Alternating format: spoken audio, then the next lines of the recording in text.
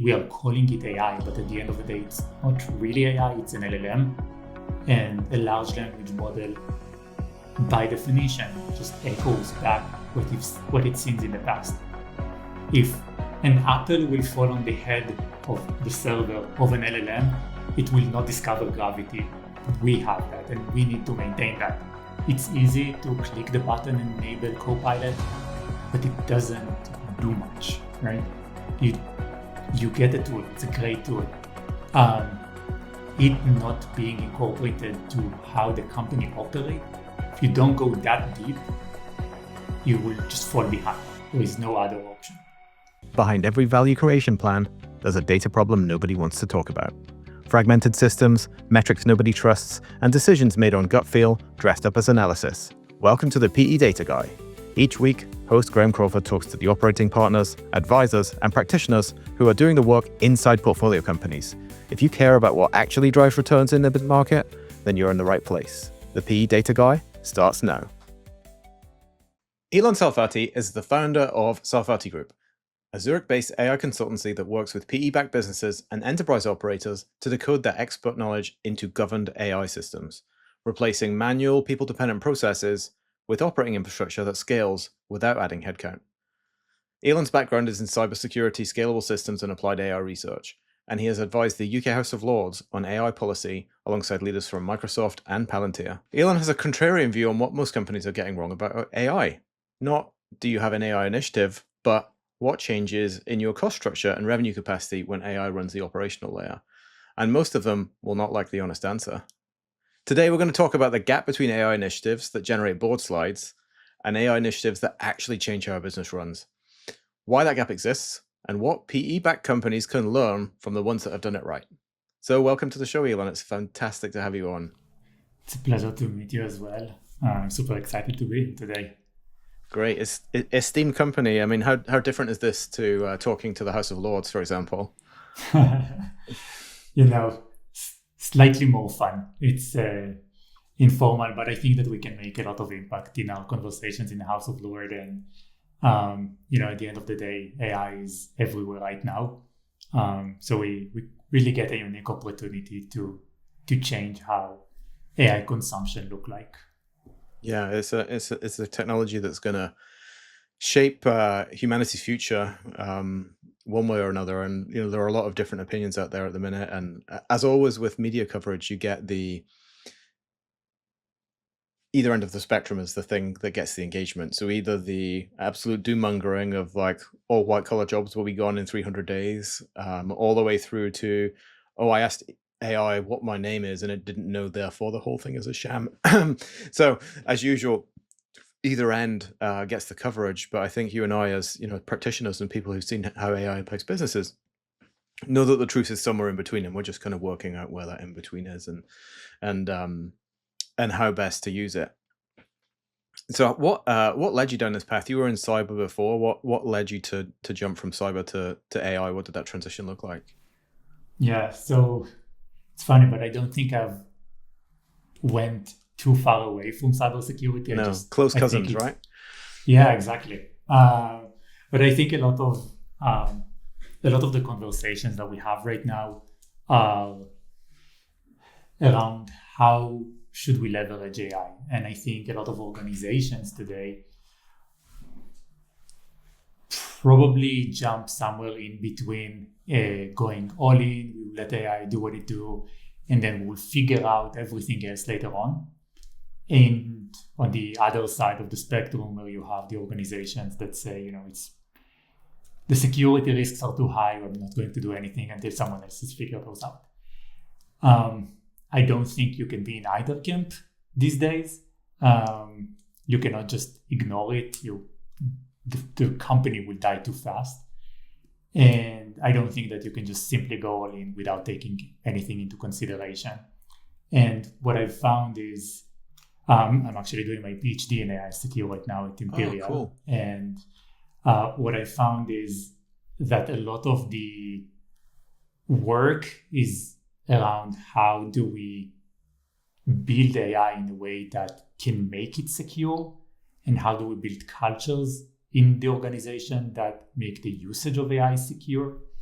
and less about how do we just build more secure models. It's important nonetheless, but this is where it kind of ended up going in that direction.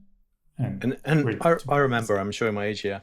I I remember when the internet was booming and all businesses were migrating towards the internet, and the impossible ask was out there then. I was doing technology consultancy at that point, and we want to be online, but we want to be 100% protected from cyber attacks. And I think, as a wise mentor once told me, the only way to be sure you're 100% protected from online cyber attacks is to reach for the LAN cable, or even better, the power cord, and pull it out of the wall. Because everything is always evolving, and I'm sure that the same is true of AI as well. And I think what you just positioned is another example of where we went in the opening of the extremes are always what gets the engagement and the clicks. It's an unfortunate side effect of our current media environment. But let's dive into that. Let's dive into that middle, and back to a framing that you use that I think I'd love for my listeners to hear. And you say that rather than coming up with the wrong answers, most companies are asking the wrong question. So they're saying we want to be AI, or we're going to buy our .ai domain, or we're going to add AI onto our company name, and asking what can we use AI for, when you instead think the right question, and a more nuanced question, is what is our operating model when AI orchestrates it? Walk me through that distinction and the nuance, and guide us towards the truth in the middle. Yes, I see a lot of companies today where the drive to use AI comes usually from the board. And when the board pushes it down, it tends to be, we need to do AI, and it doesn't tend to be, how should we do AI? And at the end of the day, AI is a tool. It's a very powerful tool, but it's a tool, and it needs to serve a purpose. And what we see when it comes from the perspective of we have to use AI is that we get a lot of point solutions. We will adopt an AI SDR SaaS solution. We will adopt a custom ChatGPT. We will adopt a Cloud projects. Those are all valid tools, but those are being brought on top of a broken process. And just adding more and more of those won't make the operations of the companies faster and more efficient. It would just make it more chaotic, because now everything gets disconnected, things move in a different speed. And the most, call it, successful projects that we have seen come from the other way. They come from, we need to look at the processes that we have and what is it that we truly believe as an organization to be the truth. What is it that we want?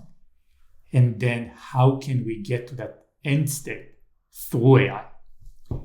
And it can be those point solutions, but it tend to commonly be an orchestration layer on top of it that merges all these tools to become a much more proactive company. Right. Yeah, that makes sense. I mean, I use a similar line in the context of data, right?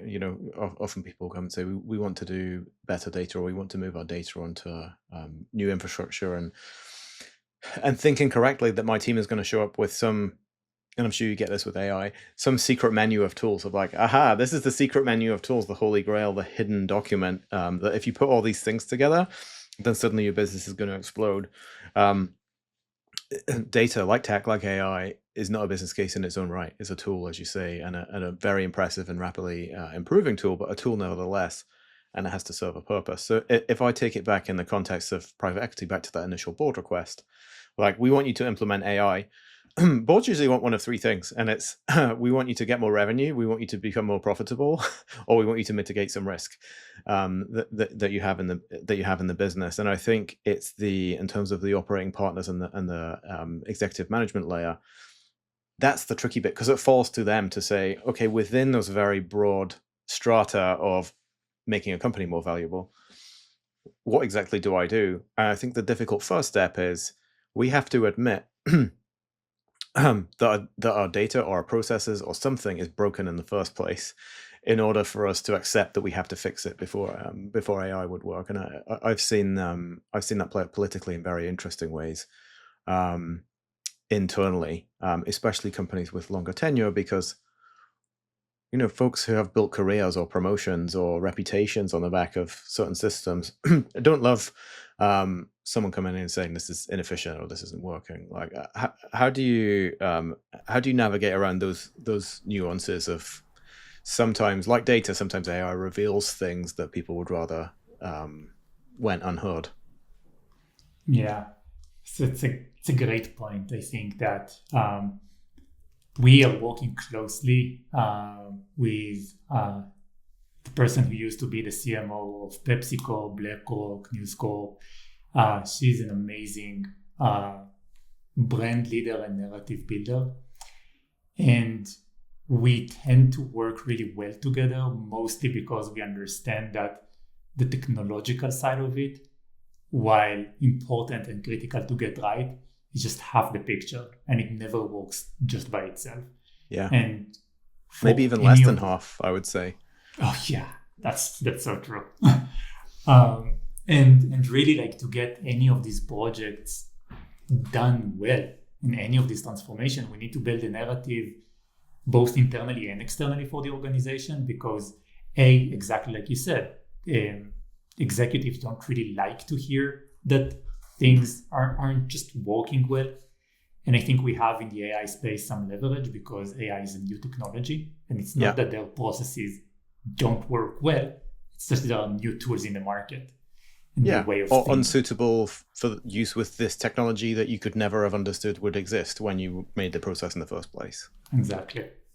And then I think on top of it, there are other criteria, right? Because there is like the executive buy-in, but there is also a lot of like internal buy-in. If you go to AI transformation with the assumptions that you're just going to fire everyone, you don't get buy-in from the team. It doesn't work.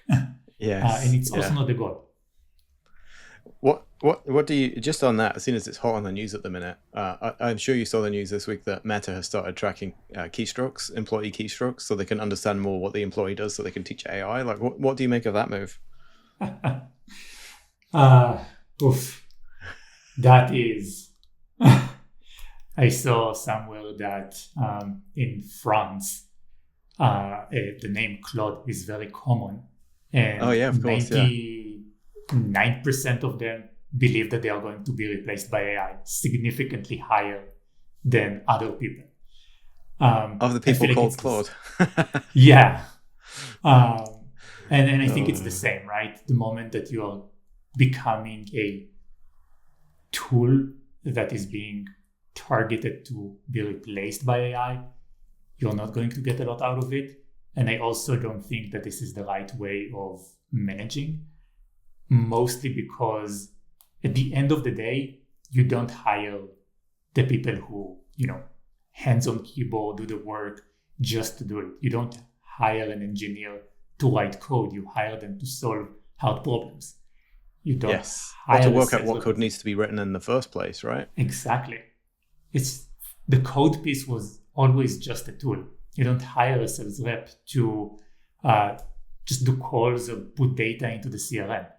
You hire them to be strategic and be creative on how they get people's attention. And I think that's in my experience, by the way, most of them don't put data in the CRM. But but back to our point that you were making, like, this is a great AI use case, because you could be an amazing salesperson. Of course, typing the data into the CRM is not the most important part of that role. It's building relationships, it's building trust, it's identifying problems that potential clients have, and finding ways to convince them that your help is going to be valuable beyond the cost of whatever it is your product or service costs. But the AI as a magnifier can maybe capture those calls and automatically update the CRM, and that makes the best use of the capabilities of both the human as well as the model. Exactly. Yeah, and we have done that internally, so it works really well. We're very proud of it. We're trying to shift how we operate for ourselves, so exactly what we are pitching, and we're trying to flip the narrative, and we want the company to activate us rather than us activating the company. Yeah. We want to do AI, but for what, right? Yeah. for what purpose and what reason? One of the things that we talked about prior to this was this concept of transformation theater, and I see this in data. It happens in technology more broadly. I'm sure it happens in AI as well. And this is the flow of, as you say, the board asks for AI, the company press release says they're going to do AI, but yet nothing actually changes within the company, with the exception maybe, let's give people a pass, because the extent of some AI strategies I've seen, have been, we activated Copilot for everyone in a Microsoft shop. We didn't tell them how to use it, or where the boundaries were, or what it works well for. We pressed the button in the admin console and turned it on for everyone. So why do you think that that's happening? Is it do we need to grow the capability of management teams to do AI into this is how we want to do it? Why do things stall between the intent and the execution? Yeah, so I think it tends to be there are a few forces pulling an executive trying to make the decision, and everyone wants to see value early on. This whole 90 days POC saga. And on the other side, there is a lot of fear, right? I'm not going to pour 5, 10, 20 millions into an AI project and hope to get the best. So this in-between problem, going back to our earlier conversation, I think it's the biggest challenge, because it's easy to click the button and enable Copilot, but it doesn't do much, right? You get a tool, it's a great tool. It not being incorporated to how the company operates, if you don't go that deep, you will just fall behind. There is no other option. And it's scary. I get that it's scary. It's going through a big transformation. Yeah. And I get that it's not a 90-day project. But this is where we are, right? Yeah. It's coming either way.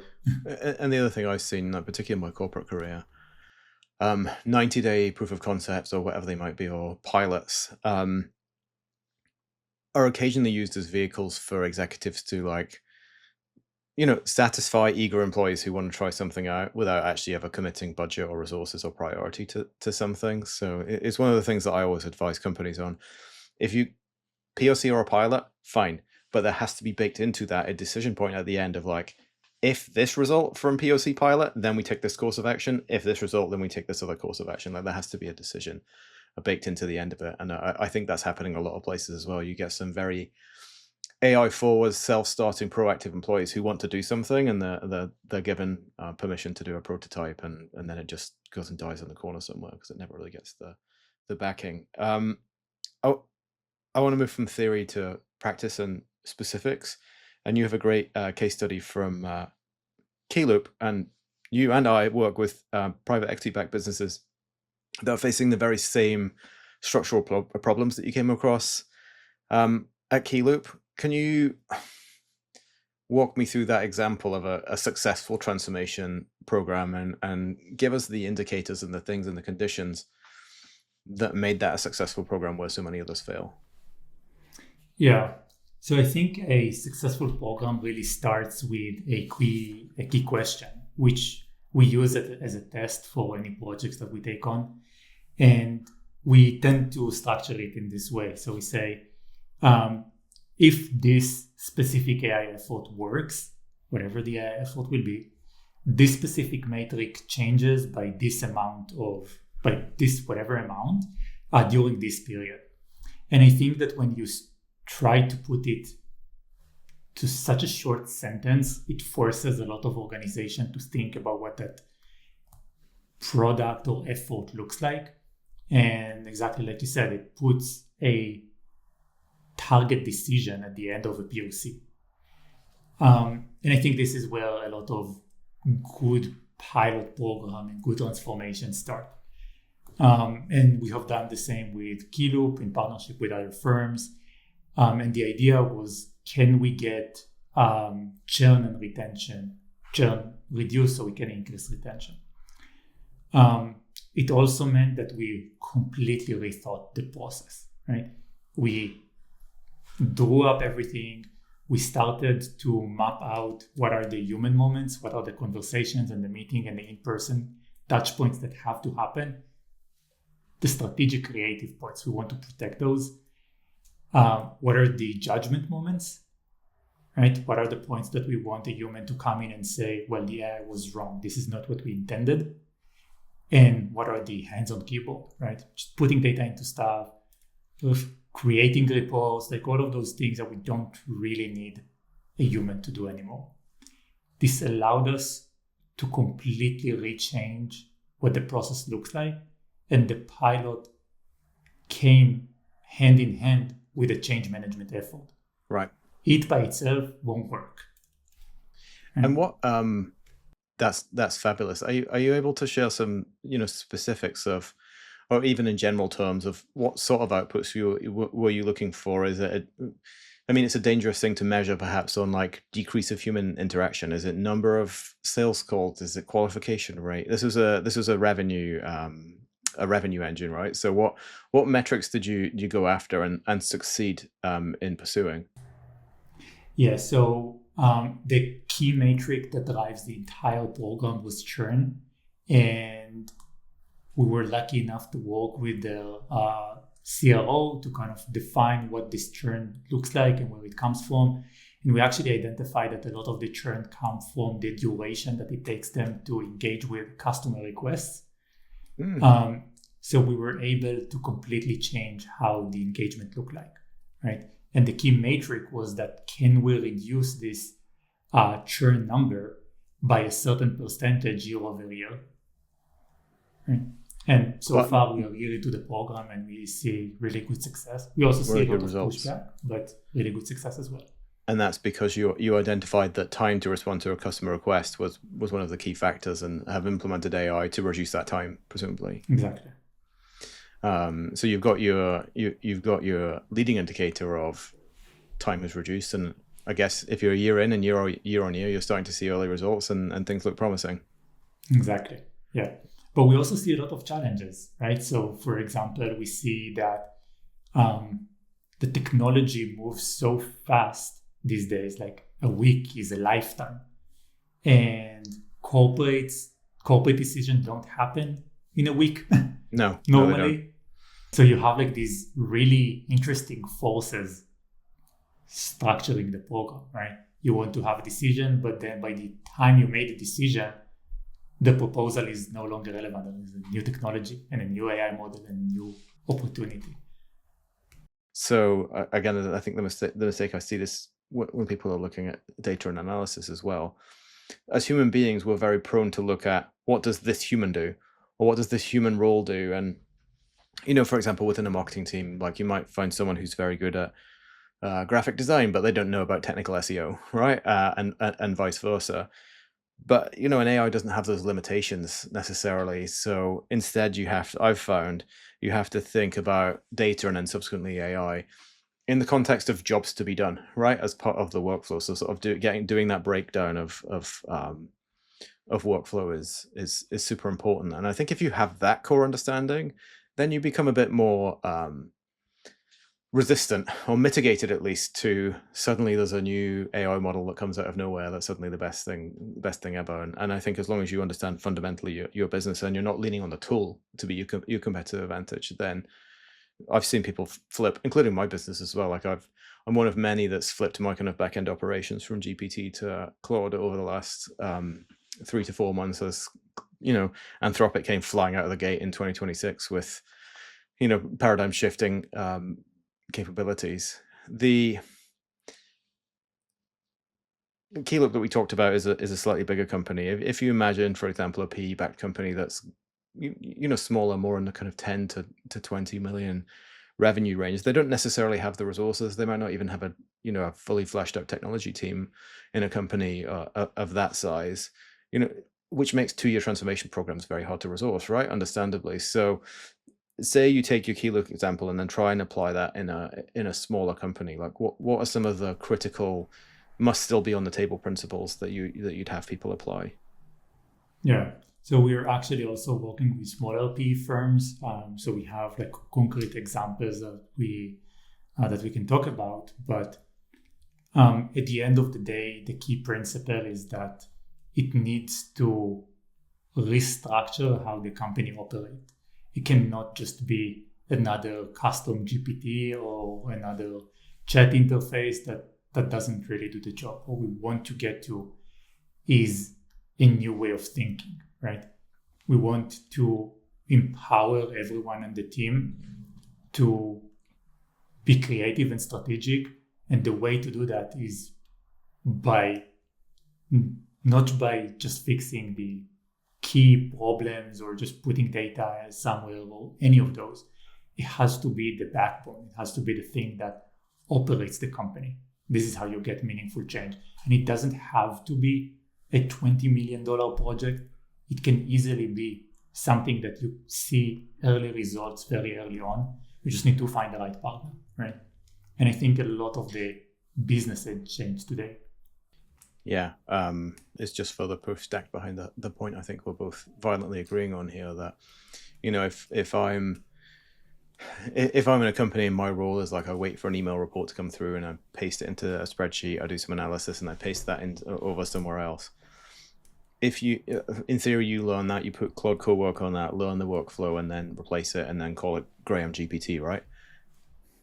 Maybe you get some efficiency, maybe you add some risk, but what you've done by taking a human-centered view of it is blow away the best part of the opportunity to take that jobs to be done workflow-centric view. And I think the phrase you just mentioned,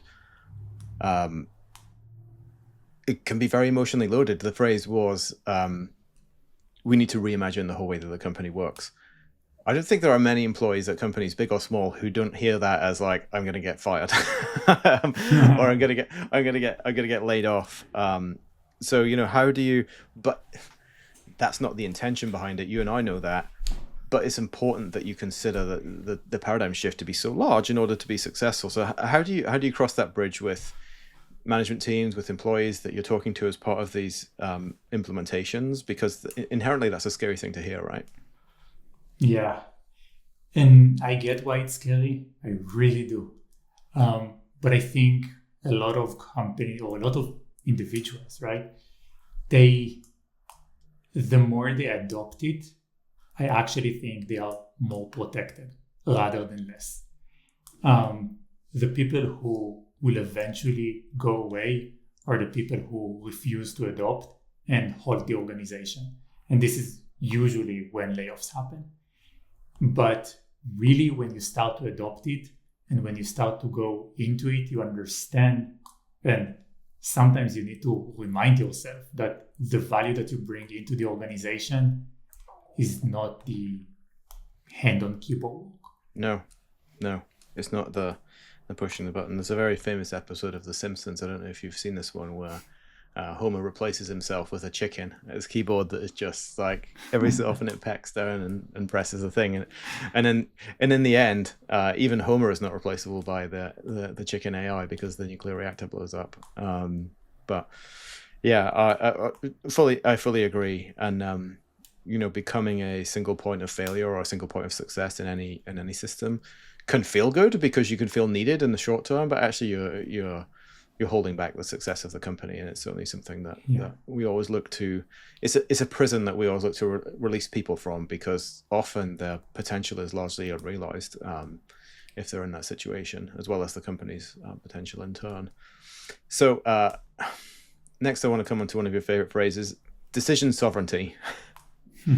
Sounds better with an American intonation than my British version, but you use that as a core principle of how you build AI systems. It sounds important, decision sovereignty. It sounds like something that should be on a due diligence report, on a risk report that goes to an investment committee. Can you explain what you actually mean by decision sovereignty and why it would matter to a PE-backed company or a PE firm? Yeah, that's a one close to my heart. I see two types of organizations, one of which is a company that just shifts the entire decision-making process into an AI. And then you can see executives get super excited by the fact that they were able to produce a strategic marketing plan for 2027 with a click of a button. Yeah. What they don't get is that by definition, LLMs are echoing back what they have seen in the past. You were not able to produce a new plan. You basically got a mix of 5 other plans. Yeah, or maybe 500 other plans, but still a mix of pre-existing. Yeah. Exactly. And that just directly means that if 1,000 companies would request for the same plan, half of them will get the same. You're not creating differentiation by bringing a strategic plan through an AI. Like, this is just a hidden killer, and it's so hard to see. I've seen it, and we had this phase maybe a year ago or so, maybe 18 months now. It's hard. Time flies when you're having fun, right? But where prompt engineering was a thing, and companies were literally hiring prompt engineers, and already the technology seems to have blown past that. But that doesn't mean that context isn't important. I'd say actually it means context is more important than ever. And the what I always tell people, and this is true of data as well, which is why I love talking to AI folks, because there's so much crossover, and we're even closer cousins than AI and cybersecurity, I would argue.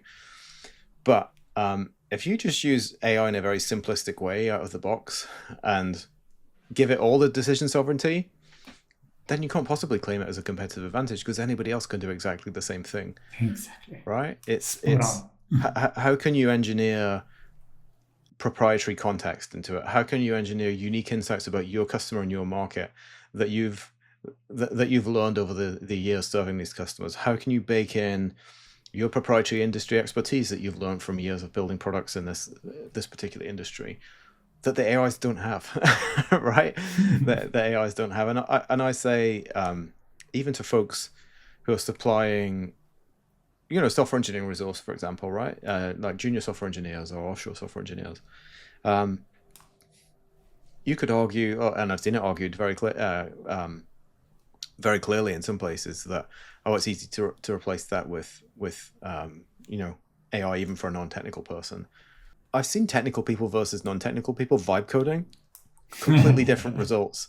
Because and software engineer really distills this nicely, because software engineers still think like software engineers because they've been trained to do so. They think in terms of, in an object-oriented way, right? So they think of the classes they need, the functions they need, the variables they'll need. Someone who just retired from the marketing career, has never touched a line of code, doesn't think like that. And therefore, their vibe-coded platform, in my experience, doesn't touch what a software engineer can do. So I still think beyond context, there's a lot of value in, even if you're using the tool off the shelf, you can be a lot better at using it than the next person, right? And there's still differentiation for the humans there. Absolutely. Yeah, and I think that it's also about the execution and the way that you think, and it's also a lot about your ability to evaluate something. And I actually see it exactly in the software engineering context where it bites a lot of companies where they don't see it. I've seen a lot of executives they vibe code something and they say, hey, it took me like 2 hours. I sat down with Claude and, here is a product. Why does it take the engineering team a month to do? But they just don't have the capabilities to evaluate it. Yeah. And this is where it kind of goes very wrong. And this is where you need like the expertise. Yeah, to draw equivalence between software engineering and the data world that I live in, the same thing. Like people think data engineers and data product managers spend the majority of their time pulling together nice looking visualizations, when in fact that's the prize at the end of the 98% of the hard work that goes before it, right? To get the data in the right place, in the right position, properly defined and tagged, stored, aggregated, all the things that need to be true. And yeah, that's the danger of the Vercel front end, or base 44, whatever it is people are using, front end, that it literally is just a front end. and you and I both know the back end of the integration work is actually where the hard work lives. And that front end, by the way, was probably a purple themed sans serif font square button looking thing that's the same as everything. To your point about marketing plans, the same as a vibe coded front end that everyone else is vibe coded as well. So there goes your competitive advantage again. It's it's a fun time. There's a lot of people talking about this future of a human with an army of agents, and that's where the job market's going. Of like, you're not just hiring a person, you're hiring a person plus their agent, or their agent swarm, or their agent army, whatever you want to call it. Are we at a flipping point on that term? Is this the root of the problem that stalls most AI initiatives?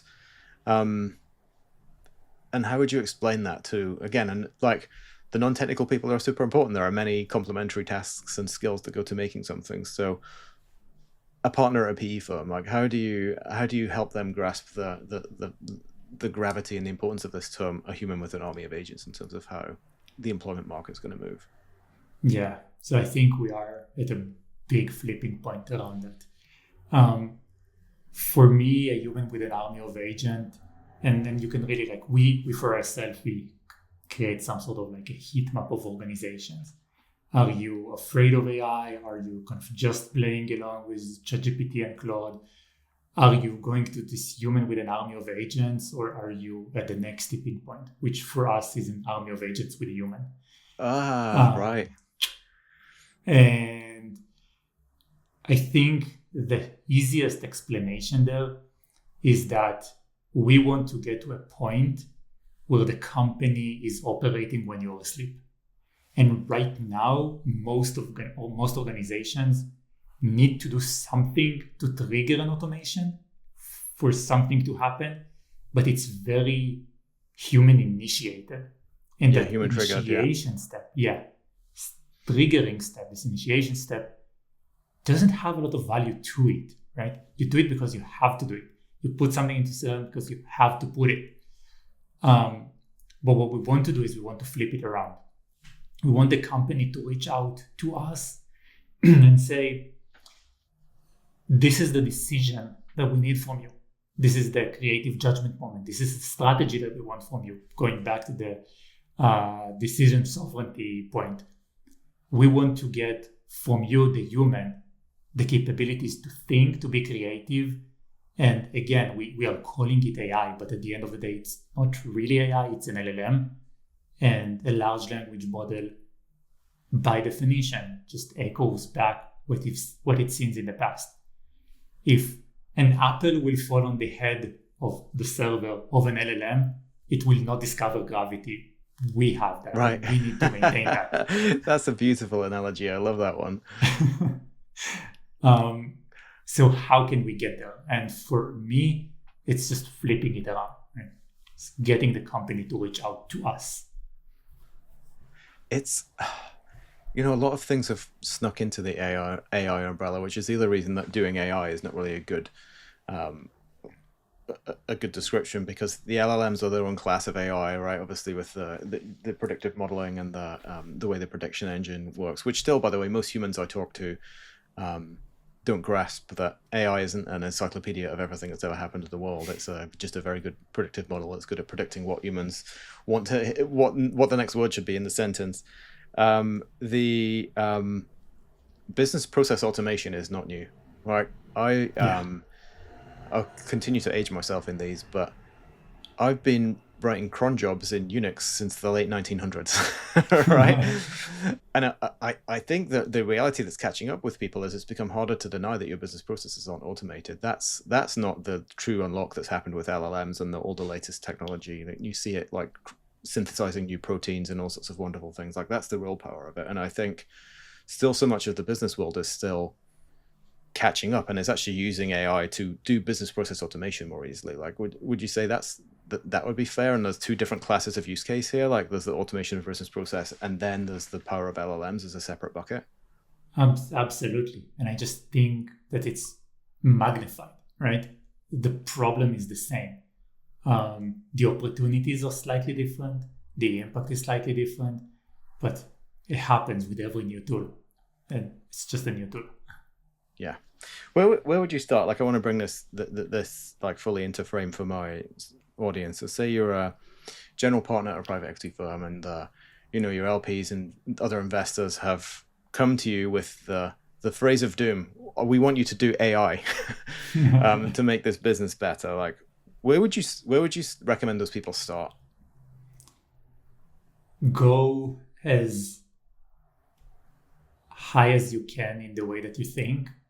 I would argue that for most traditional private equity firms, the game and the plan is not to do AI at the portfolio level, is to start to think at a higher perspective. So let's assume that this portfolio company has already went through the transformation.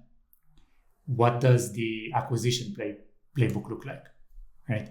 And how do we take smaller companies and do like this hacking strategy and bring them into this ecosystem significantly more efficiently?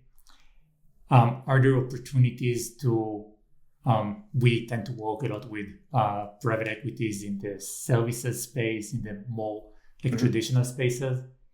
And like home services and the like. Yes, exactly. And I love this mostly because you can turn a lot of all those service companies. So even take like lead generation and all these marketplaces, and you can transform them into a software company. Like, you can completely change the way that you do multiplications on the valuation. I would suggest most general partners to start to think at those terms. What would the steps be? I mean, this it sounds a bit like turning water into wine, right? Turning a plumbing business into a software company. Like, what would the high level steps be along the way to do that? Yeah. So let's take this example, right? A plumber, which is definitely not our common play, but I think it's an interesting one. You could easily turn a plumber services company into an AI-first software that hires plumbers on itself, where the AI spins up a marketplace, hire the closest plumber next to your house, send out the order out, and take a big margin on top of it. It becomes a fully service company. And then any hacking that you do, any smaller acquisition that you do, is just transforming the new company back into this backbone, and you generate significantly more value. I see. Yeah, you become the place, and you focus instead. The value of that software then becomes removing the friction from the I have to search for a plumber, then I have to call them, then I have to get them here, and it just takes care of that orchestration layer, if you like. Exactly. Yeah, that's interesting. And the idea is, of course, like, the more plumbers you can then tuck into the back end of that, the greater the reach, the more efficient you get, the higher the margin, the broader the reach, higher customer lifetime value, lower customer acquisition cost. Yeah, I can see how it all rolls downhill from there. That is interesting indeed. Local search plays a big part in those business. I feel that local search has not changed as much as kind of national or global search from a Google perspective. Are some of the same playbooks still working in there? So that's just a quite interesting question. I think that a lot of the work that we have done was kind of look more on the operation side rather than this outreach. So yeah. Rather than marketing side, yeah. No, for sure, that makes sense. So you're if we're thinking about summoning plumbers then through that orchestration layer, is the AI like making phone calls on your behalf, like sending emails, booking jobs, managing a calendar, that sort of thing? Is that what we're talking about? Yeah, I think that the moment you turn this, company into a software company, it means that the plumber itself, which in AI cannot replace these days. Yeah. Good job. Good career. Yeah. We should all go into plumbing. We can get to a point where we can scale significantly higher because it means that we can have an AI put up a job. It becomes gig economy 2.0, right? Hire a human agent rather than hire an AI agent. And then it becomes much more automated. You put out the deal, and a plumber picks it up, puts it on their calendar. Everything is pre-baked. They go and do the job. And then you can handle the financials, track the invoice, have a wonderful customer portal that not many plumbers have got, so you can go and download that later. And so it becomes true that Elon's army of agents with a human comes to pass, right? Really does. That's how we get there. Do you think that it's easier to see and imagine that in the home services industry? Like, do you think that moves into the world of white collar knowledge work as well over time? I think so, right? Because this is where you generally, like the service industry, not just the home services, but the services industry is where you get a lot of relatively old ways of thinking in terms of operation, but you still really want the human component, right? It doesn't matter what the service is. At the end of the day, will trust a human to take accountability for something over a machine. Yeah, and it's going to be required as well, especially in particularly litigious countries like the United States, for example, where there has to be a lawsuit for everyone to file if something goes wrong. Then nobody's going to be able to sue an AI, and I'm sure Sam Altman isn't going to find himself in court because GPT recommended something. I'm sure he's well enough protected from that in the terms and conditions. I want to finish, Elon, with a fun question. Like folks like you and I who are kind of embedding AI in our work often let it bleed into our personal lives as well. Like, what's the most fun way you've used AI in your personal life, for either for fun or for health or whatever it is? That's such an interesting question. We have gone quite recently through the big change in the company, and we completely flipped how we operate. And I took that flip together with me to everything that I do in my life. And we have like a fun small robot that we ordered recently, and we connected it to the AI of the company. So then it goes, you open the door, it kind of look at you, it knows everything around the company, which brought it closer physically to us. So and does it walk around the office? No, so it's like this small, how do they call it? Richie Mini from Hugging Face. Right. I don't know if you've seen it around. So it's kind of sticking in the desk. So it's static, but it's always watching. Yeah. But it's always watching, and it knows everything in the company. So it has the whole knowledge. So you can kind of go, hey, what are the agenda for today? And kind of looked at you, knows who you are, and then spits out everything that you need to know. Which wonderful and fun. Terrifying. Absolutely. Wonderful and terrifying all at the same time. The technology's always been there. I mean, even my Amazon device, whatever it is that sits in the kitchen, like I can't walk past that without it springing its text on the screen. I'm like, hello, Graham. How can I help you today? And I'm like, here's your calendar, and it puts the calendar. So it's just that taken to an extra degree. And it's funny, isn't it, with humans, how you take technology that exists and isn't actually that high tech, but then you personify it by putting it in a vaguely humanoid form, and suddenly it becomes scary. There's a weird thing in human psychology there. I think it's the same magic that we got with LLMs. Yeah, right? Exactly. It speaks our language, we understand it. Exactly. You can communicate on our terms, as if there's no other way to talk. Cool. Elon, this has been fascinating, and I'm sure folks who've been listening and hearing about the work that you're doing within portfolio companies and with PE firms, like, will be super excited to learn more. Like, where should they go on the internet, or what search terms should they put in ChatGPT to find you? So probably if they would go to ChatGPT and search for any changes in AI transformation in the PE ecosystem, they would land on us. We try to put a lot of content out there. But if they would search for me, they would search for Salfati Group, they would find us straight away. Wonderful. Well, it's been. I'll put your contact details in the show notes below as well for people who want an easier way to find you. And then I'll add another backlink to your arsenal in the process, so that'll be good. Thanks so much for coming on and for a great conversation. And look forward to, I think we're working in parallel channels to kind of make this technology accessible and valuable to as many people as possible. So good luck on your journey in that channel. Thank you, and thank you for having me. It was a pleasant conversation. Likewise. Take care. Thanks for listening to the PE Data Guy, the place where private equity meets data. Please forward this episode to your favorite private equity friend. Thanks for listening. See you next time.